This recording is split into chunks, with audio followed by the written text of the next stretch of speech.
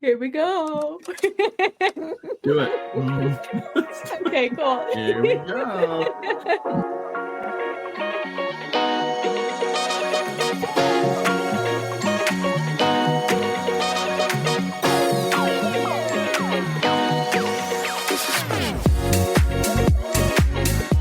Welcome back to Coffin Talkin', where we unravel the mysteries, embrace the peculiar, and find humor in the unconventional world of funerals and death.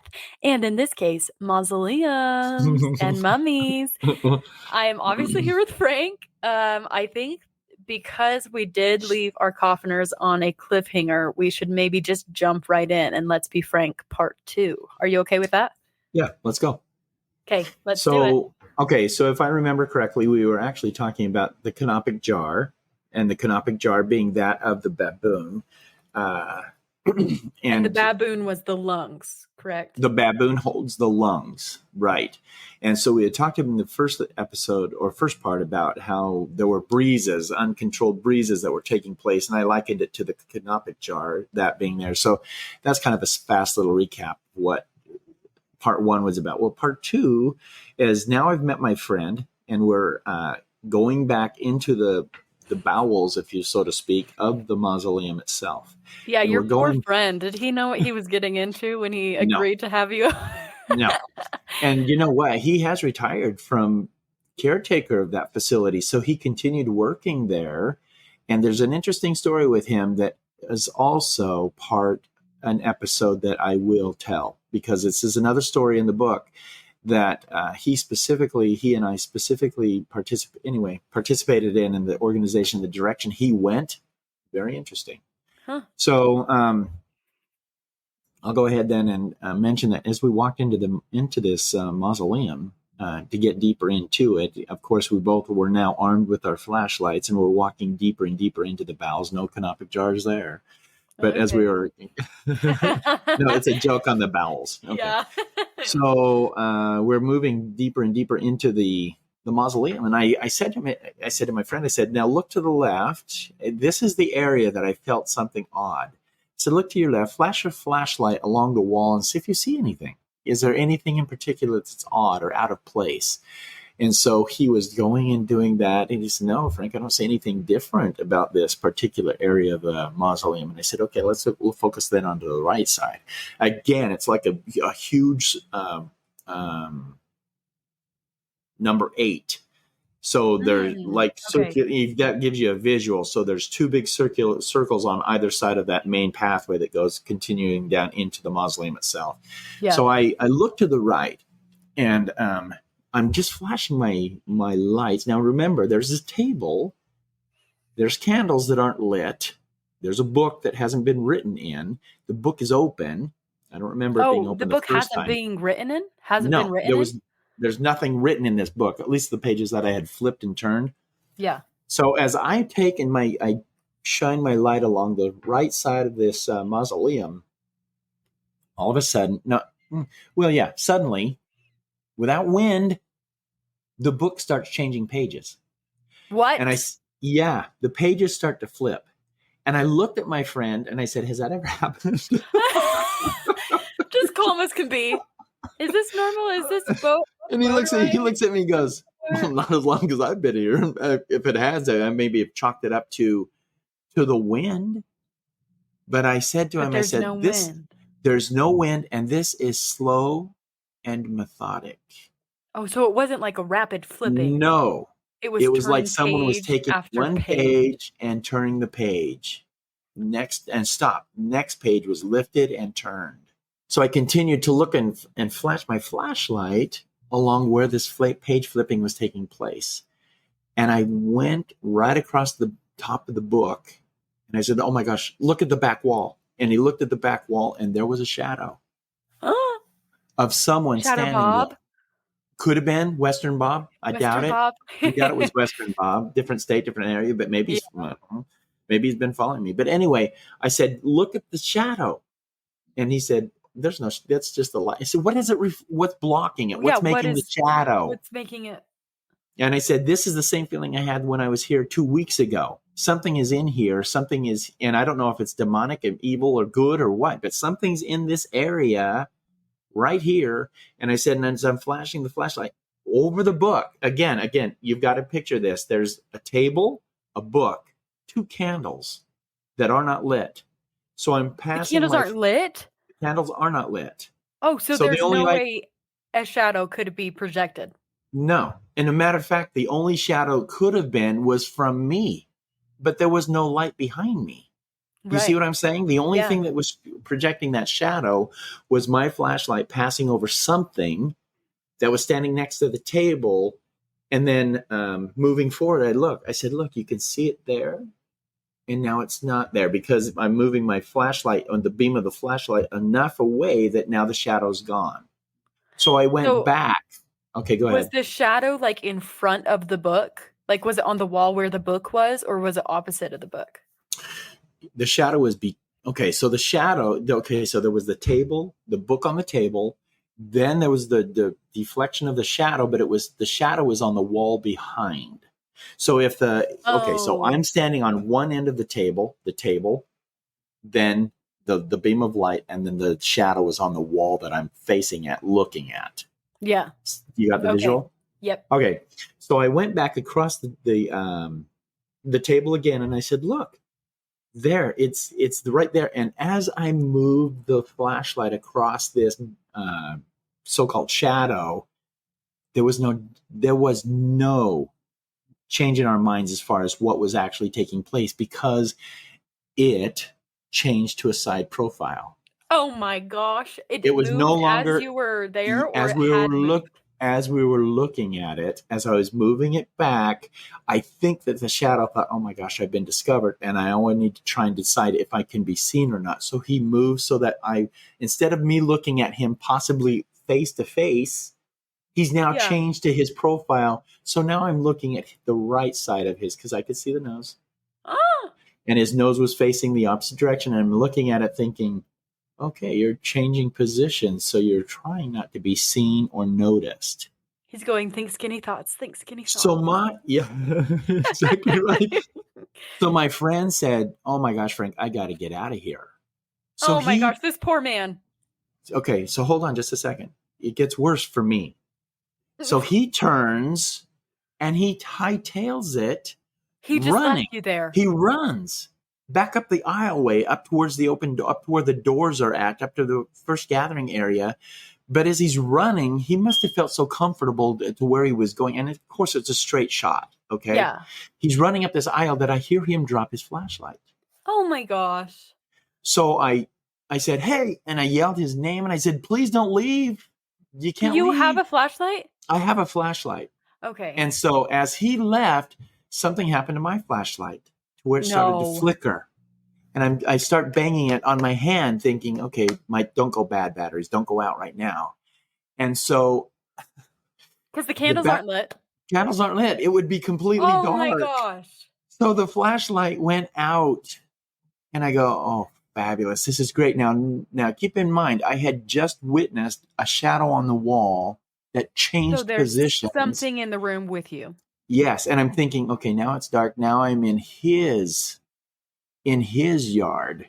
You see what I Yeah. mean? I'm no longer the one in This control. is my realm now. That's right. And that's what I was thinking in my mind. He's going to do something maybe nefarious that might harm me, hurt me, freak me out so bad that I won't know what to do or how to handle the situation. So I just casually started backing up. I just started walking the way I came in, just turned around and started walking backwards up towards the door. Did you talk to him at all? This is I what, know well, you I did. typically do. I did talk to him and I said, "Look, I know you're here." I said, "I mean you no harm." I said, "All I'm trying to do is find out what it is that you need or possibility that I might be able to help you in whatever situation you might find yourself in right now." Were the pages still turning? Dark, Holly. I didn't hear anything. You didn't hear. Mm-mm. And this is like a cavernous. It's like a cave where you go into these caves and they turn off the lights. They think that's really funny. And you Yeah, put your no. hand in front of your face, but you still can't Can't see see it. your hand, even though you're like 6 inches away from your face. Oh my I could still god. make out my hand, but not as clear as I could have had I still had that flashlight going and stuff. Of My eyes had course. just dilated enough to where there was no problem. So I just felt I'd backed up enough that I could go ahead and turn around and start making my way out start casually walking towards the outside. Yeah. Now, as I was walking up this little slight incline, something grabbed my back pocket. No, are you serious? Yes. And then it Like kind of trying to gave get me, you to stop. yes. And then kind of gave me a little bit of attention. And I thought to myself, gosh, dang you. And I'm thinking of my friend Gosh, thinking, dang you. why in the world did you leave me here alone in here? And now I'm having to deal with this by myself when up In the ahead of me, dark. in the dark, up ahead of me, the flashlight lit, Really? the one that he dropped. And I said, oh my gosh, I'm so glad you came back. I said, come back. And this guy, and something is still tugging at my pants. Holy crap. Oh my gosh. Okay. So I get closer to the light and said, get it out of my face. And the light dropped and my friend wasn't there. So now I reach down So and I there's grab it. two things. Yes. Because one's holding you back, the other is approaching you with the flashlight. That's exactly right. And then I'm Oh my thinking, oh gosh. my, now I'm surrounded. So anyway, I grabbed the Perfect. flashlight. I grabbed the flashlight, which is now working, not mine, not the one that went dead down earlier, but the one that my friend had dropped in his hurriedness to get out of the building. He dropped it.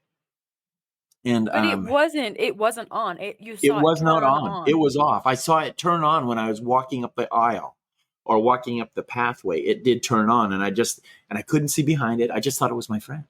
Yeah. And so when I said, get it out of my face, the light dropped and fell to the ground and my friend was not there. And so Did you say thank I could you? only imagine what my face must have looked like Yeah. when that happened. So here's what I did. I just leaned up against the wall and I just You're just like, I just, I'm not going to try and move. nope. And I was just in the hallway by myself with these two flashlights, one working, one not. As I'm leaning up against the wall, and I'm just looking across the because I'm in the hallway, so there's no crypts around me. It's just the hallway, Yeah. and so I'm just looking at the wall in front of me, or at least what I think is the wall, and it's dark. Yeah. But I turn on the flashlight, and there's that shadow again standing right in front of me. Are you kidding me? No, and this time, instead of moving or trying to get out of my way, the definition of the shadow became so pronounced that it was walking towards me. I could tell that it was coming towards me because How big was the hallway? Like how much space did you have between okay, so you? there was probably 4.5, maybe 5 feet. It's probably a 6-foot hallway. Okay. And so I could tell that it was inching its way forward towards me. And I looked at it and I just said, I don't remember exactly, I'll paraphrase it, but I just looked at him and said, I don't know what you want. And maybe I'm the guy that can help you. Maybe I'm not. I don't know. And then as soon as I said that, I could feel right at if you were to, like someone was invading my space, you know how that is, Face right? to When face. when you're, and it's odd enough, it's weird enough when you can see the person. Right. That there's someone in your space. Now I've been guilty of space invading. You're a close talker. Yeah, close talker. To quote someone from Seinfeld. Yes. So, but yeah, I have been known to do that. However, in this particular space, nothing was said. I heard nothing, but I felt breath. Like the And inhale, exhale. yeah, and if I was standing right next to you, Holly, right in front of your face, and I just did a slight blow of my breath onto your face, you would feel it. Yeah. That's how close it was. Oh my And gosh. then, so I put my flashlight up, trying to see how close the individual was, but I couldn't see the individual, but I could still see an inkling of shadow on the wall, but I knew they were much closer to me. Yeah. Went out the corner of my eye, there was another shadow that was on the back wall. Now, this had to be the second person that was there. Right. And this person made kind of a diagonal motion, movement towards where I was standing and where this individual was. And I could, if I was imagining it, I might have been imagining it. but I could have swore that I heard, "That's enough." Seriously. And then they both left. And the odd thing was is that I couldn't hear anything when I was making my way up the hallway, but I could definitely hear either footsteps or little steps walking away from me. Walking Now, back as I down into the depths walking of the back down mausoleum. into the depths of the mausoleum. Now, now I'm thinking, holy cannoli. And so Holy cannoli. I had to check my pulse, make sure I was still alive. No, Yeah, but of I was course. still alive, I mean, obviously. But as I was walking back up with the flashlight lit, I'm thinking to myself, why are you down so deep? Why are you in that area of the Right. mausoleum Tell when me you you didn't could go back. Oh my gosh, hold Dad, on. no. Oh, she could see my face. Okay. Yeah, So the anyway, I was making my hesitation. way up and I opened the door to the outside and there was my friend calling the cops Seriously. because I said, and I could hear he was on the phone with the cops because he stopped and he says, "Hold it. No, he just came out." He said, "Everything's fine." And he hung up the phone. I said, "Who were you talking to?" He said, "The cops." And I said, The popo? "What?" The popo. I said, "What?" And he goes, "I felt that one other time." And he said, "It jarred me so much I had to call the cops." And So this is the so in second time that that he's he called the has felt it. police. Yeah, and that he has felt it, but he never saw anything. Oh my gosh. So So he that's said, what freaked him out so bad as he saw that person. mm-hmm. And he thought that it had taken me and would probably do something malicious to where it killed me or something. The way they'd have Yeah. to come in and pull me out of the mausoleum. Yeah. Um, but so anyway, after that was done, he just said to me, he said, "Frank, I don't." He said, "I'm really sorry that you had to go through that or experience that." I said, "I'd like to come back." And he looked at me, he goes, "What?" And I said, "Yeah, I want to come back one more time. Is that a Oh problem?" my gosh. And he goes, "Well, if you He come goes, back, "Not I'm." for me. I'm not going. That's exactly what he said. I'll He be said, "I'll outside meet with you." 911. Scream if you need me." He said, "I'll meet you at the doorway." Oh And he my said, "I'm going to gosh. let you in." But he said, "I won't let you in more than 20 minutes. So we designed a time. And Yeah. again, as I walked into the mausoleum, again on that table were the two candles that were lit. This is the Again, depths where you had seen the shadow. no, this was the entryway where Oh, the where the entryway. phone was located, the book with all the names in it was located, the canopic jar, the candles were lit. And as he closed the door, I just took a deep breath and I thought, okay. And I just verbally said, "I'm back. If you want to talk or have me help you, please let me know." So I just looked to my right, and there were the canopic jars, the candles and stuff. And as I walked past, the candles went out. Oh my Not gosh. they didn't flicker or Completely anything. went out. They just went out like someone had snuffed them with their fingers. So continued to walk down the hallway to where I'd actually had this experience with these two, and looked, and I just waited and I waited and I waited for shadows to show up, anything that could Right. show up to tell me that they were there again. Nothing. I didn't see anything, didn't hear anything. But I looked at the book. Whose name was there? Or what There did it was, say? it said, "Help me." Oh. And I just looked at that and I thought, and I just looked up and I shined my light on the walls and I just said, "I'm here to help you. What can I do? What can I do?" Nothing. There was nothing. I turned around after 20 minutes and walked out. Oh my And my gosh. friend looked at me and he goes, "Did you get accomplished what you thought you'd accomplish?" I said, "No." But I know because I tore the page out of the book. And I said, "Look at this." And he said, "Where did you get that?" I said, "Out of that second book."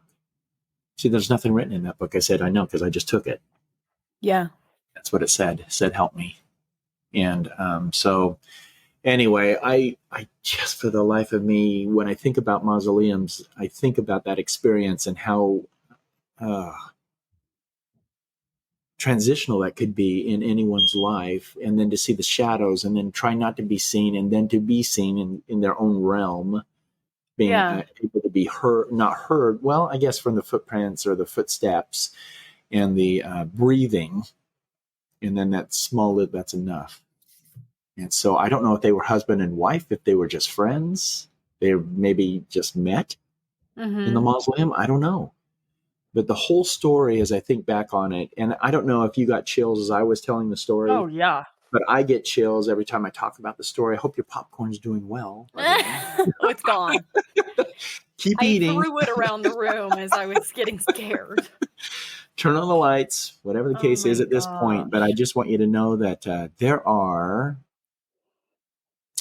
and we're going to talk more about the canopic jars because I think that has a, I think that was kind of an ability to a portal that would Mm-hmm. have allowed maybe these individuals to come forward. I don't know. Maybe they're part of the bodies that were part of that canopic jar. I don't know, because the And I organs mean, were removed from the canopic jars and then placed back in the bodies, usually generally for the mummification process after the 40 days. yeah. And that is part of an incredibly religious Ceremony, ritual, ceremony. and ritual. Yes. Yeah. Yeah. So I imagine if someone was that religious to have their organs placed in canopic jars, Mm-hmm. like I'm sure that their spirit post death still recognizes that and still longs for and searches for those jars to try and feel whole. Could And be. I wonder if maybe he's angry because only one part is there. He shouldn't be there. Could be. I really don't know. All I know is that when I saw the canopic jar, my interest was piqued and felt something within the, and I didn't notice it the first time as I'd mentioned, but coming back out when I saw it, I go, I wonder if that's what I felt down below. Yeah. You know what I mean? One of those things. But yeah, it's very interesting for me to even think about with regards to death. And I think there are ways they're trying to communicate with us still. I don't know. I just think that is a definite possibility. And this is more of a question for you rather than discussion. What made you want to go down the third time now? Because they didn't want to help, and then they didn't do anything after I said, what can I do? But they said, that's enough, and then walked away. And I just thought, well, if you're walking away, that would mean that you've got to have something in your mind to where you've actually confronted me. So you've got to Mm-hmm. have something that you want to have done. And I'm the type of person, I just felt like it was one of those things that was left unattended, that it needed to be resolved. Revisited. Mm-hmm. Do you think that's enough was directed towards you or to the other spirit that was kind of confronting you? I think it was directed to the other spirit See, I thought that as well. because I don't think that, I mean, he didn't say anything to me. He was just breathing on me. I don't know if he was trying to intimidate me or what, but the breath that I felt, and I wish at that point I had sense of smell because I would have loved to have known what the smell was if there was a smell. Yeah. But if, but when the breath was given, I definitely knew there was someone breathing on me, and then tugging my pants. I mean, seriously, it only stopped when I leaned back against the wall, and as I was leaving, or as they were leaving, it was almost like a tug. Only this time, yeah, I don't know how else to describe it, but it was almost a feel as though someone was being torn away from me. Hmm. Like someone really wanted to be there to talk to me, but said when that's enough, and then they were kind of dragged or pulled, or something was pulling that, but there was a connection still to my physical pants, and so it was almost Oh, like so did someone's. you feel like you were pulling too? You were being I pulled too? Yes, it felt like my pants, like someone had. If you put your pants in your back, a hand in your back pocket, and then just rip it away quickly, that's what it Yeah, felt it's like. a little tug. Yeah, that's what it felt like. Wow. So So I feel like the one that was facing you, the initial shadow that you saw down there that was flipping through the book, mm-hmm. I almost wonder if maybe that was the spirit that the housed or the canopic jar belonged to, Yeah, because he's looking for his name. could be. Like, where Could am be. I in here? Yeah. And I you know, can't that's true find because myself. there was a book of life that was always mostly included with the individual that passed away that was mummified. Yeah. There was always a book of life. And I'll bet, you know, that's a good point. I didn't put those two together. And I was thinking too that maybe when I first saw him, he was thumbing through the pages trying to find where he had originally written, "Help me." And he Oh, he's couldn't trying to find direct it. you to it. Yeah. And he couldn't find it. And that's why it was open to the page when I went back the third time. Oh my gosh, because he had spent that time looking through it saying, Yeah. when he comes back, this is what I Yeah. want him to see. Or I want him to see it now. He can see me. Where's that page? Where's that Yeah, page? I'm trying to communicate. Yeah, that makes much more sense now that you've said that. Oh, Man that just alive. kind of Dang breaks it. my heart, though. Mm, That is just so sad to think that someone could pass away and be in that much turmoil, because that just feels, I mean, when you said that page said help me, I almost got, well, I teared up a little bit. yeah, there was no name, nothing. Just Just help me. just the basest form of Request. trying to request, trying to interact. Please help. Yeah. Yeah. Ugh. Mm. And I hope that other spirit that came, it seems like that was more of a benefactor to you, because they Yeah. did bring you a flashlight. Yeah, that's true. Uh-huh. Or I was looking up the walkway thinking, God, it's still so dark in here. And all of a sudden that Right. light came on and I thought it was my friend.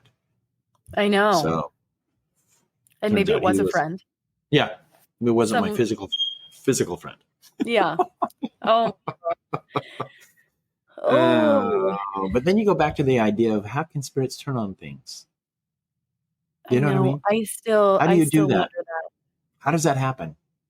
I don't know. I'm not in the physiology aspect or the physics aspect of things. I don't know. All I know is what I experienced. Yeah. And then to have the flashlight drop again in front of me and me look up thinking, well, what's he doing now? And no one is there. Yeah. And why wouldn't you just hand me the flashlight? It's already elevated. It's already in the air. Just hand me the flashlight. I don't know. I think maybe they just wanted to Did get they make away. that direct contact with you? That directive contact with me? Yeah. Well, when I got was the only thing I can think of is when I was getting closer and I said, get it out of my face. Oh, maybe that scared him. Yeah. And, you know, because I was still quite a ways away. That's when the flashlight, you know, it angled down and then dropped. Right. So, way to go. You know, again, I almost called him by his name. Wow, thanks a lot. Running out of here, coming back, dropping the flashlight. Yeah. Jeez. And I'll tell Oh you my this, too. gosh. My friend had a pretty big, thick head of hair, but he went bald shortly after this. Seriously? Yeah. Oh, that poor Mhm. guy. Yeah. Wow. I don't know that he Did really fully recovered, truthfully, but he was there long enough to. I don't know if he just claimed he was there and wasn't there. You know what I mean? Yeah. Because he really Yeah. didn't have to be there unless there was another placement in the crypt. Just making sure no Uh-huh. one got into the crypt that didn't belong to be, or into the mausoleum that didn't belong there. Uh, So anyway, wow, that took a lot out of me. Mm, in okay, what way? right now I'm just physically. I feel drained. Yeah, reliving it, I'm sure, is terrifying. Well, it's not Not even terrifying. terrifying, but just it's a lot Mm-hmm. to talk about. Oh my gosh, that is like straight out of a horror movie. But also, I just feel so sad for them. Mm-hmm. Yeah, it's a And little different. in part one, when you with this guy that had given the canopic jar Mm-hmm. to your friend, it really reminded me of our very first episode with the witch's ashes, Yeah. where they're like, we just want him out of our building. Yeah. Well, yeah. Things And are they wouldn't, happening. even after she was cremated, remember, they wouldn't put him back in the building. They put him in a lockbox outside the building. Yeah. Do you think that spirits are like somehow attached to their physical body? The Egyptians believe that's happened. That happens. And that after Right, the right. 70 days, that allowed them the opportunity, once they were comfortable in the sarcophagus and placed in the tomb, that was, in fact, where they would be for eternity. That and was their that it final resting was. place, and that's why they made their pyramids so grand. Hmm. They're And just why they. these fantastic, beautiful Hmm. tombs.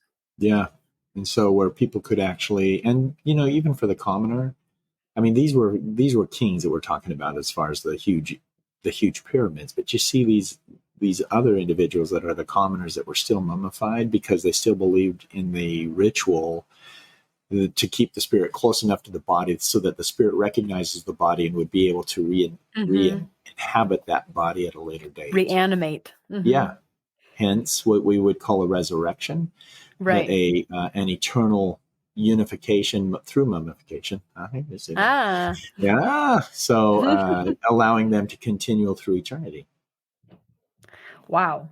So I don't think it really. I mean, you would get much more expensive amulets and stuff like that for the kings and the pharaohs in there, but even the simplest things like maybe a carved stone that the individual truly enjoyed while they were alive would be found in these commoners' mummification processes. Mhm. So yeah, it was a very spiritual and religious aspect to the Egyptians. And I don't know about the Hmm. Chileans. I don't know that. I didn't go that much into detail on neither did they in school. So I don't know. Right. I guess just like a final takeaway, what do you make of that whole experience? Well, now you're going to make me feel bad because truthfully, in some way or another, I thought that I was there to help. Mm, And so when you go down there and you recognize something and you see something and you're pointed out to someone else, well, why hasn't someone else seen this? Do you know what I mean? yeah. Why, if they're still trying to make their presence known, why doesn't someone just take the time to look, to actually Mm, feel what's going on around you? Because that's what essentially brought me back was that feeling. There was a feeling. And so when I went back the second and the third time, recognizing that that's where it was, and again it was there, but this time I noticed it because I was looking for something. Then, and then the third time with that phrase, mm, I don't know, maybe just the recognition helped them. yeah. I don't know. Someone I noticed me. Yeah. So in answer to your question, if I had to sum it up, I think acknowledgement Hmm. is maybe all they were looking for was just that validity of knowing that they're still existing. Yeah. I don't know. They're still around. Someone is still taking note. Yeah, and I hope they aren't anymore. Truthfully, I hope Yeah. I they've hope they moved moved on to on. where they've needed to go. Yeah. I hope so too. And I don't know. I can't imagine that a spirit is constricted to a certain place, but deep down that that far into the earth, I can imagine it's hard to find your way out. And Well, this there's one. this mess of caves, Yeah, honestly. there's one other thing too that I think spirits attach themselves to what they know, and Mhm. so I think that I think there is some. And again, this is where I would love to have a conversation with Stephanie. But I think that if you had like a favorite doll, a favorite musical instrument, something Mhm. like that. That's something that brings you back to the life that you loved. Your humanity. Yeah. And that you enjoyed. And I think that there's probably something in that mausoleum that kept them there. I'm not really Hmm. sure. I don't know. But my friend did ask if I wanted the canoptic jar. Seriously. Well, Hmm. I'm sure after that he's like, "I'm getting rid of this. Do you And want I it?" truly don't. I'll tell you what he did with the canoptic jar What in did he another do? episode. Ah, okay. So that And is a so whole 'nother story. it is. I Holy already told you cow. that. There's a huge story. He has one episode devoted to him. Okay, yeah. And so what he decided to do after this experience, and yeah, it's taken off for him as well. So Hmm. it's good. Anyway, Oh my any other god. comments or questions on that one, Holly? Yeah, so just what you were saying of recognition and Hmm. acknowledgement Hmm. is what you take away from that. Kind of another follow-up question for you. Is that what has kept you in this industry so long? It's like your experiences with this? Because it's not an easy industry to be in. It's really not. It's very grueling. It But is. is it just that you're helping people in their most fragile and vulnerable state who, like the families of the deceased ones that what you're taking care of, but also the deceased individuals? So the one thing that I take away from this industry, and I'm seriously now thinking of getting out, just so you know, I have given for probably 50 years now. No, 40 Yeah, years. 40? Is it 40? Yeah, 40 40 years roughly. plus. Yeah. Uh, my heart and soul to this industry. And so I think in essence, if I walked away now, I don't think that I would stop having experiences, but I would continue looking for the experiences. They wouldn't be as relevant as they are now because I'm immersed in it.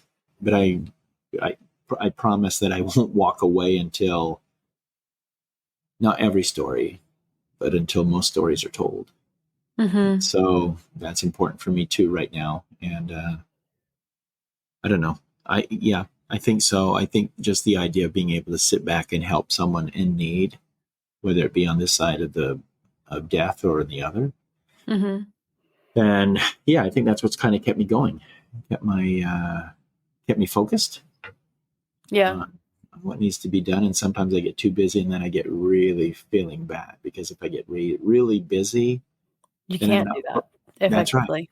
That's right. I'm not focused on on what should be focused on. Hmm. So Wow. That those stories are just insane. yeah, I hope the coffiners like this one. And again, I'm glad that if you did take me up on it and lowered your lights and Yeah. had some popcorn, just like, what? Yeah. What? Mm-hmm. Oh my gosh. Yeah. I don't know. I feel like I have more questions that I need to ask about this, but I don't know what questions to ask. Honestly, I would love to hear Kaufner's reactions to this. I hope you've never experienced anything like this, but if you have, kind of spooky, oh my gosh, wait. Before we close the episode, what do you make of the water? The water. See, and I have never really considered the water. All I know is that what he was telling me and what caused him to turn around and soak it up and Yeah. then head back out. I think that maybe he was supposed to feel the water so that it would draw some attention to what's happening in that area. So maybe it was just that spirit trying to get attention Yep, that's what in I'm whatever way thinking. they could. Because it never really played any other impact at all in the story, except for the fact that as he was telling me, It I'm was the thinking first that thing that was weird. yeah, And it from the was the canoptic first jar. time that he felt the breeze on his That's face. that's correct. Yeah, So and maybe it was enough to get him to stop, say, "What's going on here?" and then feel the breeze. yeah. Well, he did get all of his. He did say that his senses were heightened, is the terms Mhm. he Mhm. used, or I was more aware of my surroundings, is what he said. And so as soon as I noticed the water, and then he said once it was cleaned up, it was done. There was no more drip, no more, yeah, there was nothing else on the floor, nothing else was transpiring. So he knew that something was happening. And so he kind of panicked or wondered why I was taking him back down that area. Yeah, I'm sure. We didn't go as far as that, but in the How same area, was he he says, why? further? He was further. He was at the very Wow. end. Wow, when there Yeah, was water. where there was water. Yeah, he was at the very end of that hallway or walkway. Well, that almost gives me a little bit of hope that maybe your ghost friend, made his way up a little bit and then maybe kept making his way up. Okay, so here's my thought on that too. Why would they walk back down? I just thought to myself, why are Oh, you yeah, why walking are you back going down? back? See, and that's why I'm thinking something was there Huh. that had them attached to it. And I don't know why they wouldn't just follow me out. Oh, Not that they couldn't get out. I'm just thinking that shoot. something was holding them there. So do you think that that's enough person was someone that was holding them hostage almost? Dragging him back down? I think that the second spirit was the one dragging him. I don't think it was anything in. outside of that. I think it was just that energy force that was saying, come on, we know where we need to go. You need to go. And so, And maybe they were just trying to get you out as quick as possible. Could be. Bringing you a flashlight. Yeah. Yeah. Or at least trying to help me know, don't worry, you can still see. Yeah. Here you go. Oh my gosh. So that's it, Holly. That's it for this episode. Yikes. All right. Well, sorry it was so long. I'm so sorry it was so long, Coffiners, but I hope you enjoy the entire episode. Yeah, this one was insane. This is probably one of my favorite stories that you've ever told. And honestly, I think I maybe somewhere deep in the recesses of my mind, when you initially started describing the round table in the first entryway and the phone, that like sparked something for me. And I think you've told it to me maybe once when I was young, or you were telling it to the other siblings and I was there. I don't know, but yeah, it reminded me of this story. But yeah, Coffiners, if you have any questions about this one or reactions, please email us at letsbefrank@coffintalkin.com or send us a message on Instagram. And we will talk with you next week. Hold it before you leave. I have to. Just do this it. This is one of those little cameos that's in the book. Okay. So as I talked to my friend afterwards, I said, "Hey, is any other unusual things happening?" He said, "Oh gosh, you mean other than the phone ringing?" What? The phone is ringing, and I said, "So do you answer it?" He said, "It's not hooked to anything." So it's just ringing. Yeah, it rings. And I said, "Do you answer it?" It's just there for decoration, but he never answers. He said it's there for He said it's there just to create an ambiance, because of the old style phone. I don't know. Yeah, that's kind of a weird ambiance. So there's no hookup. He said there's no hookup, and when the phone rang the first time, I looked at it, jogged my head, and I thought, "What?" And I picked it up, and he said no one answered my call. No one answered my hello. No one was on the other line. No. And he said, "So how many times?" He said, "Since we've been through that mausoleum, probably 4 times. That I'm aware of." He said that I've been in the building where I've heard it ring. But right. I just let it ring. Oh my gosh. He said, "I don't answer it anymore because it's not hooked up. Why would it ring?" Do you say I would answer it every single time? I didn't say that, but answering it, man. I was thinking to myself, answer the phone. Yeah. Answer the Holy dang cow. phone. So whatever. The call is coming from inside the mausoleum. Oh my word. So anyway, that's one of those other cameos in the story. Yeah. But there's 2 more. And 2 more? That would be a little shocking for you in the book, in the story. Within this same mausoleum? And the same story. Oh my gosh. Okay, well, yeah, keep your eyes open for those because we'll probably do those relatively soon. Yeah. Keep the momentum of it, and we will talk with you next week. Thanks, Coffiners. Have a great week. Turn the lights on. Turn the lights on.